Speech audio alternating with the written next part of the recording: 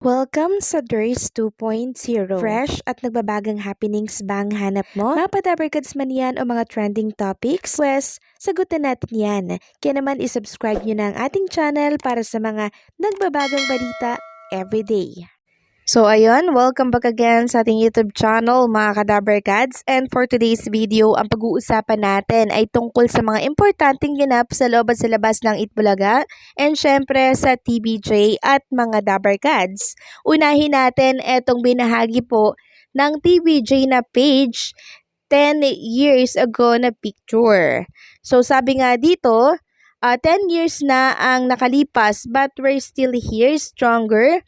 Nadagdagan man ang edad natin, mas tumatag naman ang samahan natin. Salamat sa mga kaibigan na walang sawang sumusuporta at nagmamahal sa atin. Kayo ang nagbibigay ng mas makulay na kahulugan sa salitang forever. Sa binahaging picture na to ng TBJ na page, makikita natin sa mukha po ng jowa pa, wala pa rin pong pinagbago. Kalog, maloko pa din, and syempre, kuwela. Yan po ang minahal ng mga Dabarkads ng mga tao na lagi pong sumusubaybay sa programa po ng Itbulaga. Kaya naman na patok sa masa ang tambalan po ng Jowa Pau. Komento nga po ng ilang Dabarkads, si Pau at Jose, laki ng pinagbago. Si Sir Wally ganun pa rin, kalbo. Pero mga idol natin yan. Salamat Dabarkads, nakakatanggal kayo ng stress. More years to come pa, Itbulaga. Thank you TBJ, thank you Dabarkads, thank you Itbulaga sa blessings na binigay nyo sa pamilya namin.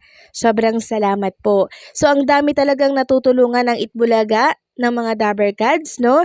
Talagang araw-araw po ay meron silang binabago ang buhay, araw-araw po ay meron silang hinuhugot sa kahirapan, hindi po ba? So yung binibigay po na papremyo ng Itbulaga ay makakatulong yon para sa bagong panimula, para po makaahon sa hirap. 'Di ba? Napakalaking tulong talaga at napakalaking blessings ng programa po ng Itbulaga. Kaya sa mga sponsors ng Itbulaga, maraming salamat at sana po mas dumami pa ang mga bagong advertisers ng Itbulaga. Samantalang, ibinahagi naman po ni Maine Mendoza ang ilang mga larawan sa pagdalo niya sa The White Lotus Season 3 premiere sa Bangkok, Thailand. So, aliw na aliw yung mga kuha po ni Maine Mendoza dito. Lalo na po itong sumusubo siya, tapos nakanganga siya. Ang cute niya pa din, hindi po ba? Tapos, etong nasa table siya at mukhang pinalalabas dito na siya ang tirador ng mga wine na nasa harapan niya, or possible na ibig niya ding sabihin dito na siya ang nakaubos ng mga white wine na yan. So grabe no, kuwela pa din talaga si Maine Mendoza, walang kupas. Samantalang tila baga ay bumaba po sa latest survey si Tito Soto, naging pang 4 na lamang siya with 48.21%. Ito po yung pinakabagong survey ng Tangere or Tangere mga Kadabarkads, at kitang-kita nga po na bumaba po siya sa survey kasi nitong nakaraan sa pangatlo or pangalawa po siya. So napalitan po yung pwesto ni Tito Soto sa survey nitong si Bongo. Samantalang narito naman po ang paliwanag ng nagpapakalat ng fake news na meron daw pong ipapabarangay or erereklamo si Bossing Vic Soto. Sabi dito sa write-ups niya, February 20, 2025 inilabas. Vic Soto, bakit nais ipabarangay ang mga magulang ni Atasha Mulak? Bakit matinding may matinding dahilan sa likod nito? Sabi niya, Vic Soto, bakit nais ipabarangay ang mga magulang ni Atasha Mulak? Nagulat ang maraming netizen matapos kumalat ang balita na di umano'y nais ni Vic Soto na ipabarangay sina Aga Mulak at Charlene Gonzales, ang mga magulang ni Atasha Mulak.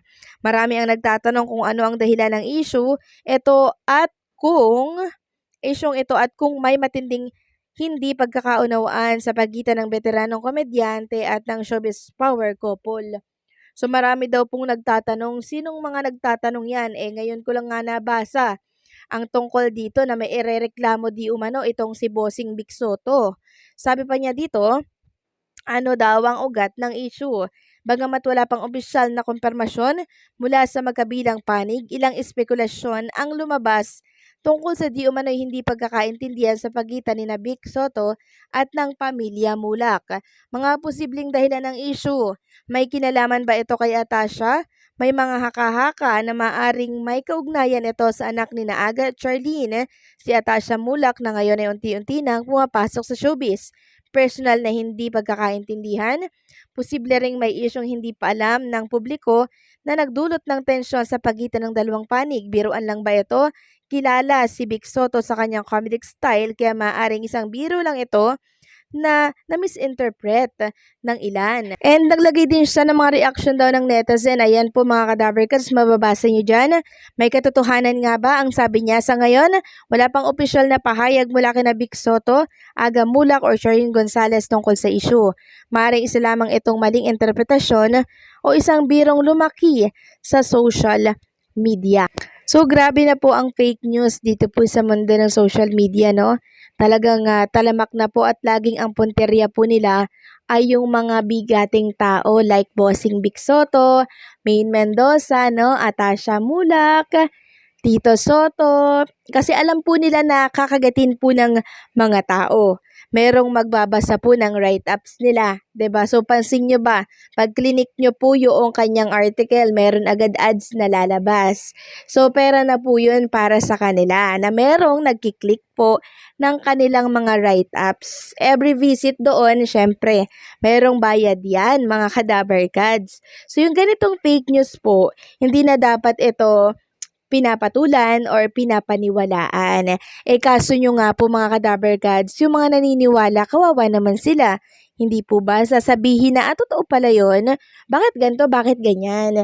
Sumabuti andito kami para ipaliwanag na wala pong katotohanan yan. Kasi kami araw-araw kaming nakatutok po sa Itbulaga, pero wala kaming nababalitaan na mayroon pong ganito na may erereklamo si Bossing Vic. Wala mga cadaver cards. Kung meron man, kami po ang unang makakaalam ng tungkol dyan. Pero yung mga ganito, nagugulat na nga lang ako, ha? May reklamo si Bossing Vic Soto at magulang ni Atasha Mulak. Di ba nakakawindang yun? So basta mga tungkol sa cadaver cards, mga cadaver cards, kami po ang una sa mga issue-issue na yan. Kaya yung mga babasa nyo po dyan sa social media na mga write-ups na hindi kayo sure, nako, consider it fake news po. Okay? Si Atasha, kaya wala po sa Itbulaga, may mga commitment po siya sa labas. Marami niyang endorsement, maraming offer po ng mga advertisers, kaya wala siya sa Itbulaga. Pero pag pre po siya, nakikita naman natin si Atasha. Kaya sa mga naghahanap po dyan kay Atasha, kalma lang. Okay? Huwag na po tayong magtanong kung bakit wala si Atasha. Dahil isa lamang naman ang dahilan yan. So, paano? Hanggang dito na lamang ang update natin. Maraming salamat sa patuloy na pagsuporta. And don't forget to like, share, comment, and subscribe.